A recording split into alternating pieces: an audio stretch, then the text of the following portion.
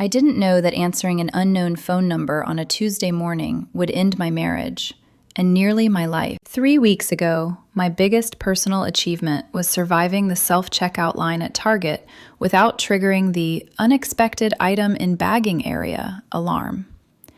I was 37 years old, an accountant by profession, and painfully average by every other metric. I made Excel spreadsheets look respectable. I explained to grown adults why Netflix was not, in fact, a deductible business expense. And every night, I came home to a marriage that had quietly died somewhere around year 3, without either of us having the energy to bury it. My name is Danielle Cooper. My husband, Ashley Cooper, and I had been married for 6 years. By the 3rd year, we both knew we'd made a spectacular mistake, but inertia is a powerful thing. He liked to send me videos of billionaire influencers with captions like, "Why can't you be more like this?" Meanwhile, I thought romance meant remembering to buy the expensive coffee creamer he liked, the one that cost more per ounce than gasoline. We shared a mortgage, a Netflix password, and absolutely nothing else. That Tuesday morning started like every other soul-crushing weekday. My alarm blared some generic pop song. I dragged myself through a lukewarm shower, put on the same gray suit I'd been wearing since 2015. Ashley was already gone, off to his marketing firm downtown, where everyone had meaningless titles like Senior Brand Experience Coordinator. I ate a protein bar that tasted like compressed disappointment and headed to my car, fully prepared for another day of fiscal responsibility and mild depression. Then my phone rang. Unknown number. Normally, I'd ignore it. Nobody calls unless they're selling extended warranties or asking about solar panels. But something, intuition, fate, bad timing, made me answer. "Miss Cooper," the voice said calmly, professionally. "This is Gregory Thompson from Thompson & Associates. I'm calling regarding the estate of Edward Mason." My heart stopped. Edward Mason. My uncle, well, not really. My mother's second cousin, but he'd always insisted I call him uncle, an eccentric real estate mogul with an uncanny ability to buy properties right before neighborhoods exploded. Like he had a crystal ball for where artisanal coffee shops would appear next. I hadn't seen him in 3 years. "I'm very sorry to inform you," the lawyer continued, "that Mr. Mason passed away last week. However, he left specific instructions regarding you and his will. Could you come to our office this morning? It's rather time-sensitive." Time-sensitive. That phrase flipped a switch in my accountant brain. I told him I'd be there in an hour. I had no idea that by the end of that day, I would inherit $329 million, nearly die in a violent crash, and discover that the man I married wouldn't even answer the phone while I was fighting for my life. I thought money would fix my marriage. Instead, it exposed exactly how disposable I had always been. Before everything collapsed, before the money, before the hospital, before I learned how invisible I truly was, I thought my life was simply ordinary. I was 37, an accountant, the kind people described as reliable when they couldn't think of anything more flattering. I liked routines. Numbers made sense to me because they didn't lie if you asked the right questions. Balance sheets either worked or they didn't.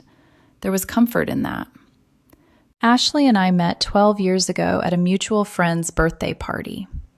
I remember it clearly because I was standing near the snack table, debating whether it was socially acceptable to take a second cupcake, when he walked up and made a joke about depreciation schedules being the sexiest topic at the party. I laughed. That was enough.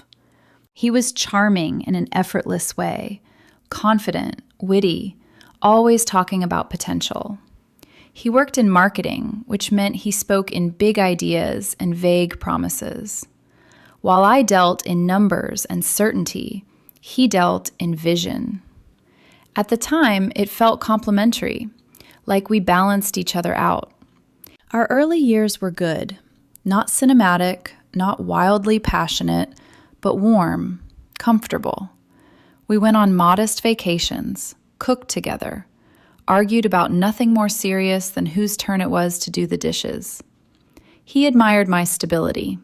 I admired his ambition, or at least I thought he did. We got married 6 years ago in a medium-sized ceremony we could afford. Nothing extravagant. Ashley talked about how simple weddings were more authentic. I believed him. I paid attention to the way he squeezed my hand during the vows, the way he smiled like we were in on some private joke. Looking back, I realize I ignored the first warning signs because they arrived quietly. Around year 2, his jokes changed. He started teasing me about being too safe, too cautious, too predictable. He'd scroll through social media, stopping at videos of men my age standing next to Lamborghinis or private jets. "You could do more," he'd say casually. "I already do," I'd reply, half smiling. By year 3, the distance had settled in. Not dramatic distance, just absence. He stayed late at work more often. I handled most of the practical things, mortgage payments, taxes, insurance, because I was better at that stuff. It became an unspoken division. I managed reality, he managed dissatisfaction. Romance turned into logistics. I thought love meant remembering the little things, like buying the expensive coffee creamer he liked, the one that cost more per ounce than gas. I thought commitment meant endurance, staying, making things work, even when they weren't working. We stopped talking about the future.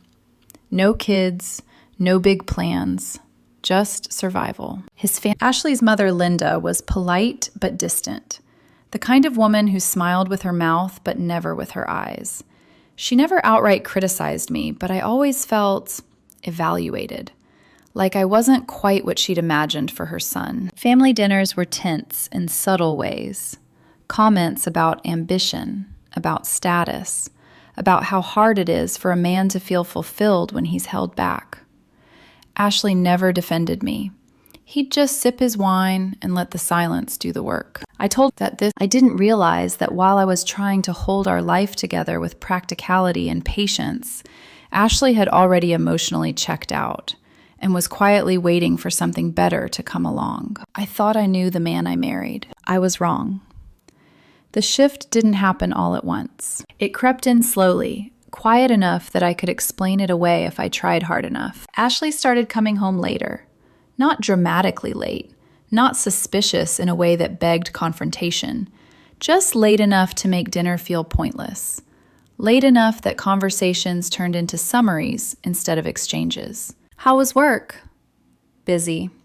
"Anything new?" "Same stuff." His phone never left his hand. At first, I told myself it was work. Marketing people lived on their phones. Campaigns, clients, emergencies that somehow always arrived after 8 p.m. But then I noticed the way his screen tilted away from me, the way conversations stopped the second I entered the room. When I asked about it, he laughed. "You're paranoid," he said lightly.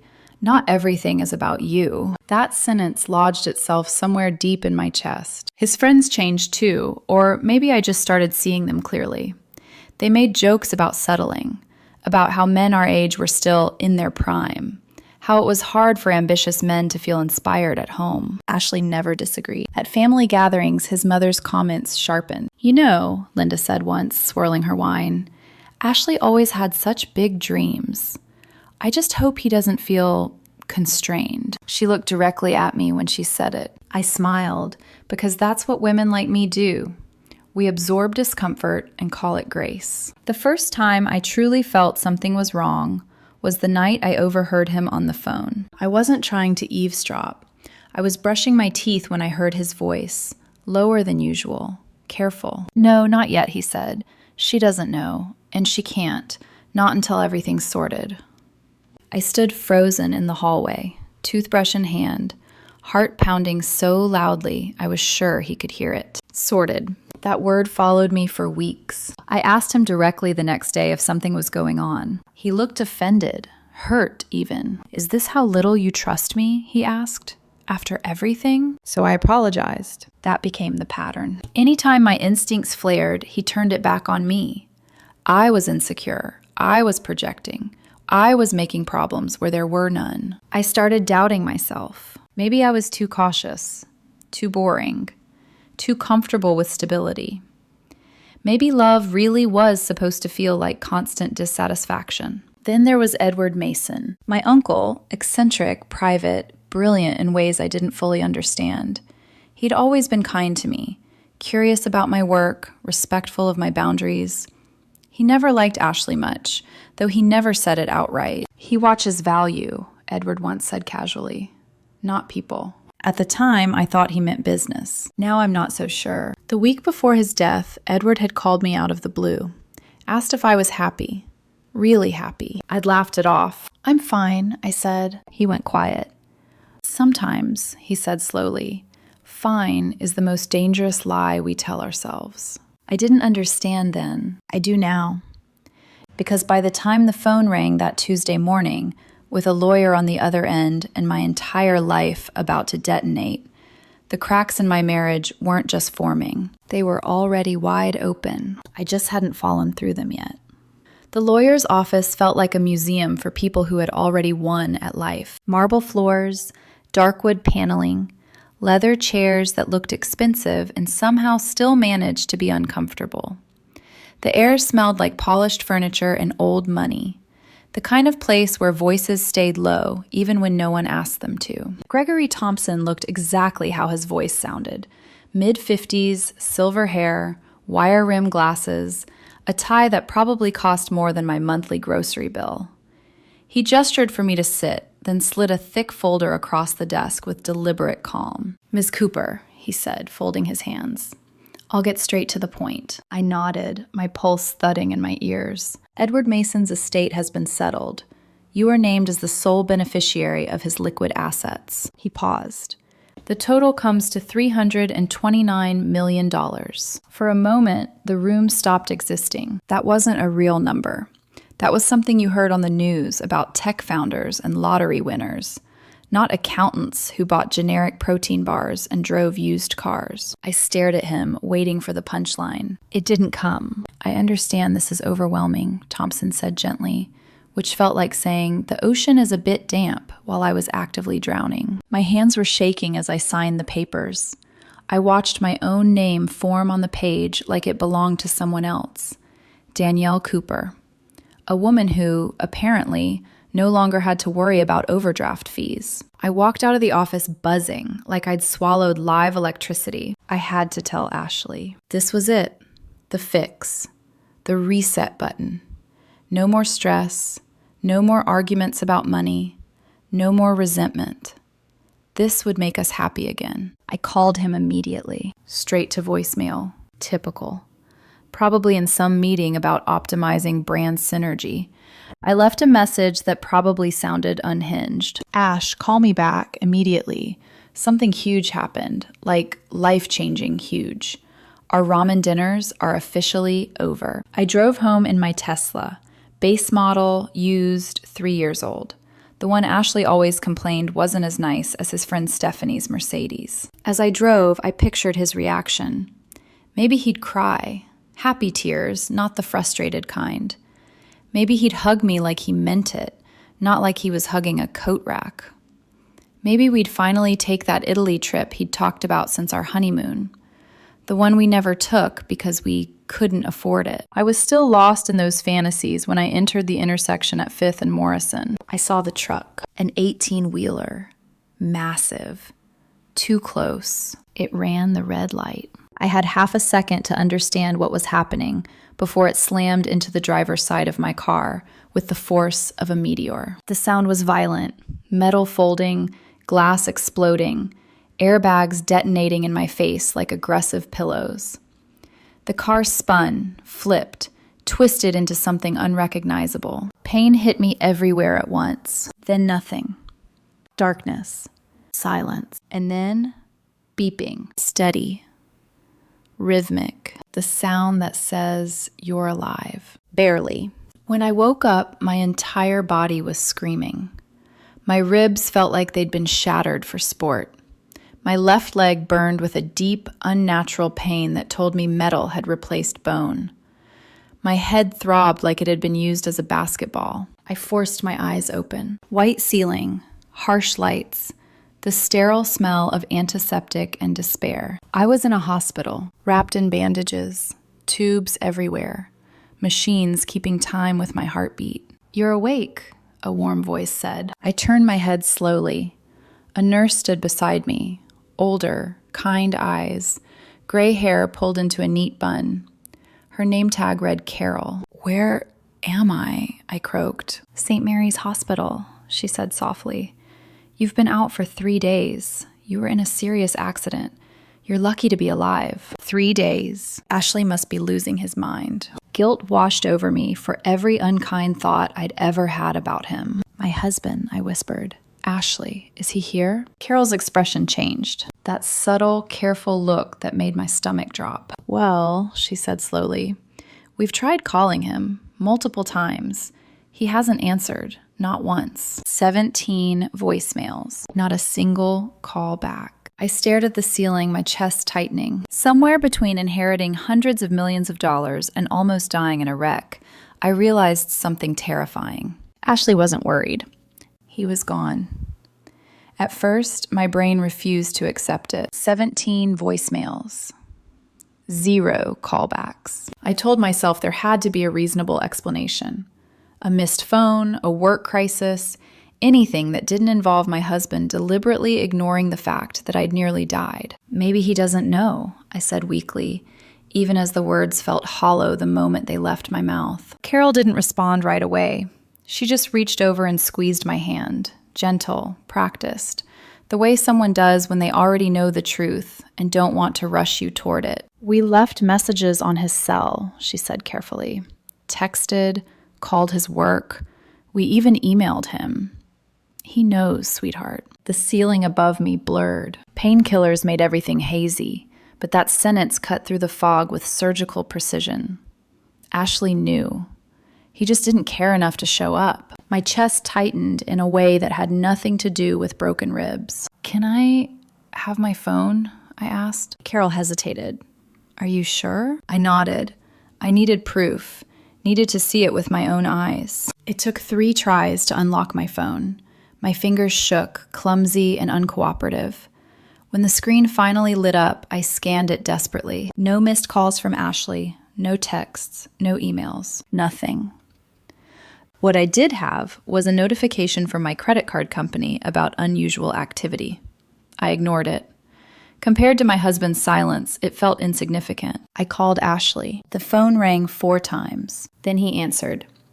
Music blasted through the speaker. Heavy bass, laughter, the sound of a crowded bar or club. "Danielle, can we not do this right now?"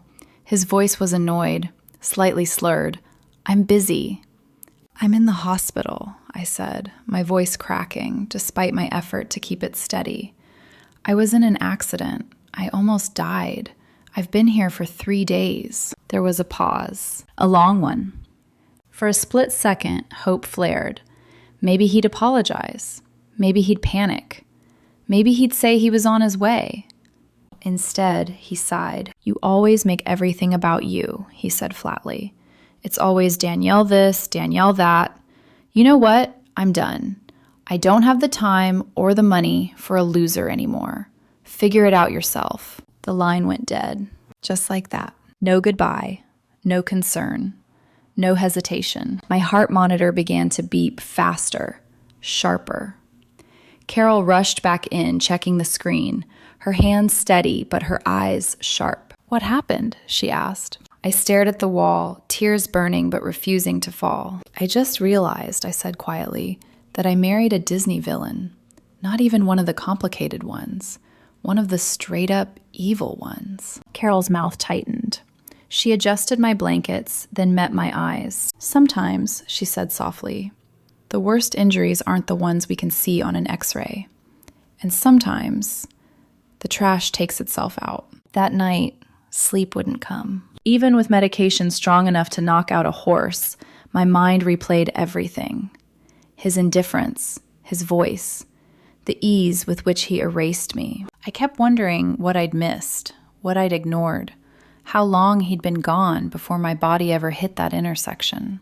And somewhere in that long, restless night, something shifted inside me. The shock didn't disappear, but denial did. For the first time since the accident, I stopped thinking about saving my marriage and started thinking about surviving it.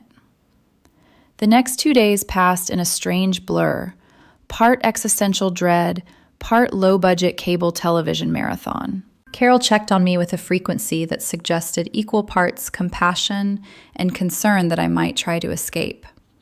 The hospital food tasted exactly how despair felt, overcooked, underseasoned, and deeply disappointing. The Jell-O wobbled enthusiastically. The coffee tasted like it had been filtered through regret. My phone, however, would not stop buzzing. Credit card notifications. At first I ignored them. My brain had already reached capacity dealing with betrayal, broken bones, and the sudden knowledge that my marriage had been a lie. I didn't have space for anything else. On the third day after I woke up, Carol came in holding a tablet. Her expression told me everything before she spoke. "Ms. Cooper," she said gently, "I need to tell you something, and you're not going to like it." I snorted weakly. "Join the club." She took a breath. "Your husband did come by the hospital once, right after your accident, while you were still in emergency surgery. For half a second, my heart betrayed me. See, I thought, he did care." Then Carol continued. "He told the nurses he was your husband, showed his ID, said he was there to collect your personal belongings so they wouldn't get lost while you recovered." My stomach dropped. "Belongings?" I repeated. "Yes," she said carefully. "Your wallet, credit cards, keys, watch." The room went very quiet. "So," I said slowly, "he came to the hospital where his wife was fighting for her life to rob me." Carol winced. "I wouldn't put it quite that bluntly." I laughed. Not because it was funny, but because the alternative was screaming. "And those credit card alerts," she added, "let's just say your American Express has been living its best life." She handed me the tablet. I wish she hadn't. Ashley's Instagram filled the screen. Photo after photo of him glowing. Designer clothes, rooftop bars, steakhouse dinners, a luxury spa in Scottsdale. All dated while I'd been unconscious, while machines were breathing for me. One caption stopped my heart completely. "New beginnings. Sometimes you have to let go of dead weight to truly soar. Living my best life. Blessed." Dead weight. I scrolled, my hands shaking. His friends flooded the comments. "You deserve this, King. So proud of you for choosing yourself. She was holding you back anyway." None of them knew that 6 floors above that spa day, I was still learning how to sit up without crying out in pain. Then I saw him. In one photo, Ashley had his arm wrapped around a man I didn't recognize. Tall, perfect hair, the kind of face that looked expensive. He smiled like someone who'd never worried about overdraft fees in his life. "Who's that?" I asked. Carol grimaced. "That one's been showing up a lot. The nurses have noticed. Your husband's been open about having moved on." Moved on? Less than a week after I almost died. My phone buzzed. A text from Ashley. "Don't call me again. I've moved on. You should too. P.S. Thanks for the credit cards. Consider it compensation for 6 years of wasted time." I read it 3 times, hoping the words might rearrange themselves into something less cruel. They didn't. 6 years of marriage, reduced to a breakup text and a theft confession. As if that weren't enough, I tried calling my sister Emma, desperate for something familiar, something kind. Her husband answered. "She's at book club," he said cheerfully. "You know how she is." "I'm in the hospital," I said. "I almost died." "Oh, wow," he replied, then laughed. "Classic Ashley. Firecracker, that one. I'm sure you'll work it out." The line went dead. I stared at my phone, numb, not just betrayed by my husband, but dismissed by everyone who should have cared. That night, lying alone under fluorescent lights, ribs taped, leg immobilized, I replayed one moment over and over. The phone call I'd made after leaving the lawyer's office, the excitement in my voice, the pause on the other end, and Ashley's words, quiet, calculating. "Don't tell anyone. come straight home. I'd thought he wanted privacy. Now I wondered if he'd wanted something else entirely. And for the first time, a terrifying thought settled in my mind. What if the accident hadn't been random at all? The human mind does something cruel when you're trapped in a hospital bed. It gives you nothing to do but think. I lay there at night, staring at the ceiling tiles, listening to the soft hiss of machines and the distant shuffle of nurses' shoes. And my thoughts circled the same questions like vultures. How long had Ashley been planning this? How much of our marriage had been real? And why did the accident feel less and less like bad luck? The pain medication dulled my body, but it did nothing for my mind. I replayed the phone call from that morning again and again. The excitement in my voice, the way I'd said we, like the money belonged to us, like marriage still meant partnership. And then I remembered the pause. Not shock, not happiness. Calculation. Did you say us? Don't tell anyone. Come straight home. At the time, I'd thought he wanted privacy, a moment, a shared secret. Now, lying there broken and alone, I saw it for what it really was. Control. Ashley had wanted to make sure no one else knew. No witnesses, no complications. He'd wanted me isolated, predictable, moving along my usual route, exactly when and where I always did. The intersection at 5th and Morrison. I drove through it every single day. Same time, same lane. He used to mock me for it, said I was boring, too rigid, too habitual. That red light had never been run before, but that truck had come out of nowhere, perfectly timed, perfectly placed. And when I didn't die, when I inconveniently survived, Ashley didn't panic. He pivoted. He came to the hospital not to see me, but to prepare for the version of the future where I didn't make it. He took my wallet, my credit cards, my keys. He positioned himself as a grieving husband while quietly enjoying the benefits of my absence. The thought made my stomach turn. I curled inward as much as my injuries allowed, feeling smaller than I ever had in my adult life. I'd spent years blaming myself for being too boring, too safe, too ordinary. I'd thought if I just tried harder, earned more, wanted less, endured longer, I could make someone love me properly. Now I understood something devastating. This wasn't about my failures. It was about his greed. The realization didn't empower me yet. It crushed me. Because once you accept that someone you trusted might have wanted you dead, there's no comfort left. No denial to hide behind. Just a cold, hollow truth that settles deep in your bones. I cried that night. Not dramatic sobs, just quiet tears slipping into my pillow, my chest aching with every breath. I cried for the life I thought I had, for the woman I used to be, for the version of myself who believed loyalty could fix contempt. At some point near dawn, my phone buzzed. A new message. Detective Sarah Bennett, Metro Police. We're investigating your accident. The truck driver fled the scene.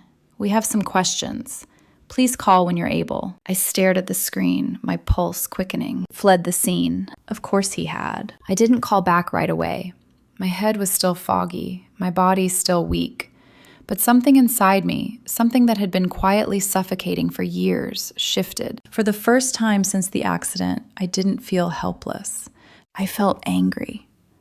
And beneath that anger, something steadier began to form. Clarity. Ashley thought I was broken.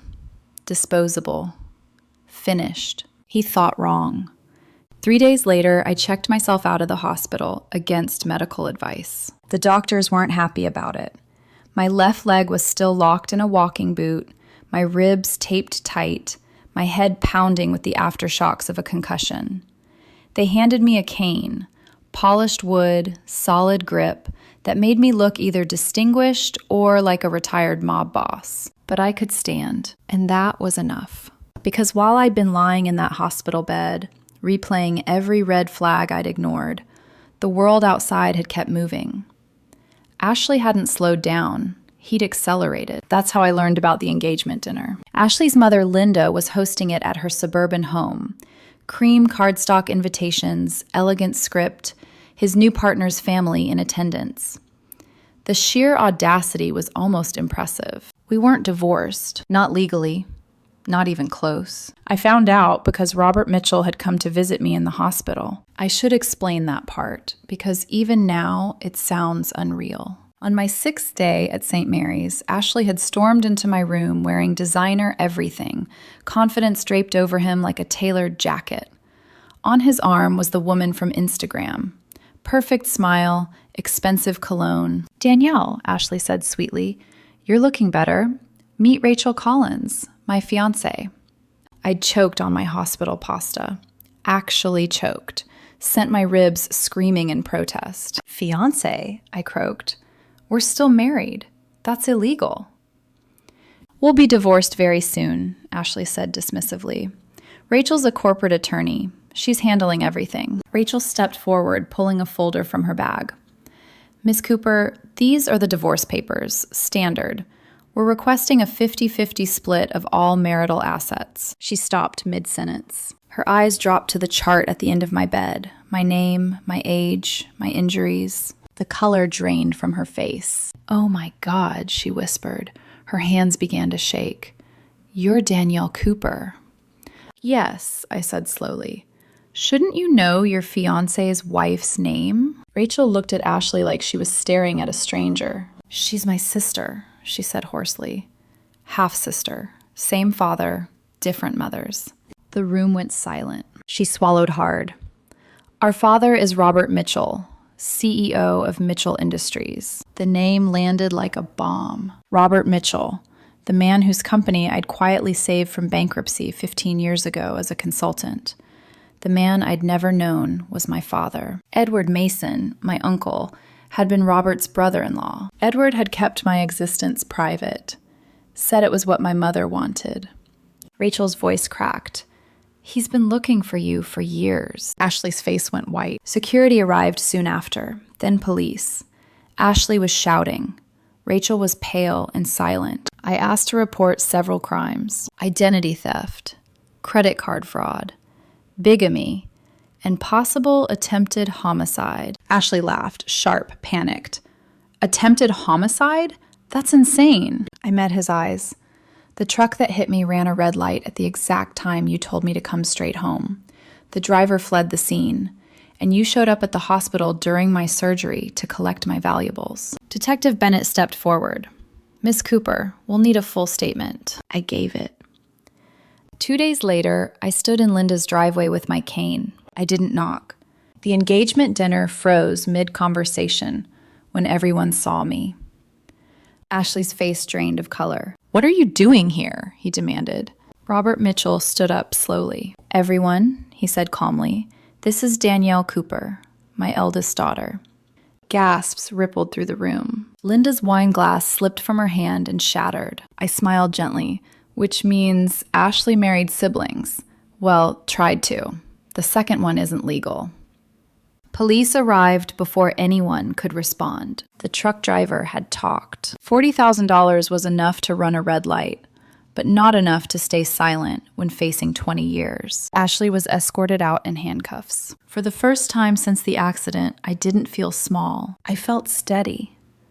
And I knew, whatever came next, I wasn't surviving anymore. Chaos doesn't always look loud at first. Sometimes it arrives quietly, like the sound of forks being set down, conversations dying mid-sentence, eyes darting around a room as people realize they're standing on the wrong side of history. That's what happened in Linda's dining room. The engagement dinner, cream tablecloths, expensive wine, polite laughter, collapsed under the weight of reality. Ashley stood frozen as the police officers stepped inside. His confidence evaporated in seconds. The charming smile he'd perfected for years couldn't survive handcuffs. "This is a setup," he shouted, his voice cracking. "You're all lying." No one moved to defend him. Rachel didn't look at him at all. Rachel looked destroyed. Robert Mitchell listened as Detective Bennett summarized the evidence: bank records, hospital security footage, the truck driver's confession. Each detail stripped another layer off the illusion Ashley had built. When the words solicitation of attempted homicide were spoken out loud, Linda sank into her chair. "I didn't know," she whispered. I swear I didn't know. I believed her. Ashley, on the other hand, had no one left. Friends who'd flooded his Instagram with support suddenly found urgent reasons to leave. Guests slipped out quietly, avoiding eye contact, eager to pretend they'd never been part of this evening. By the time Ashley was led away, the room felt empty, even with people still in it. The fallout didn't stop there. Within days, the story broke. Not tabloids, courts, corporate filings, legal notices, the kind of exposure that doesn't fade with a new haircut or a rebrand. Ashley's reputation collapsed completely. Friends distanced themselves. His firm suspended him, then terminated him. No one wanted their name anywhere near a man accused of trying to profit from his wife's death. Rachel lost her law license within weeks. Her carefully built career vanished in a single disciplinary hearing. When the sentence came, 5 years for fraud and conspiracy, she didn't argue. She just nodded, hollow-eyed. Ashley got 15. 15 years for attempted homicide, identity theft, fraud, and conspiracy. When the verdict was read, he finally looked at me, not with anger, with disbelief, like he couldn't understand how the woman he'd dismissed as boring, predictable, dead weight was the one standing upright while his life burned down. The judge asked if I wanted to make a statement. I stood carefully, leaning on my cane. "Yes, Your Honor," I said calmly. "I'd like to thank my ex-husband for teaching me 3 things." Ashley flinched. "Never share your passwords. Always read the fine print.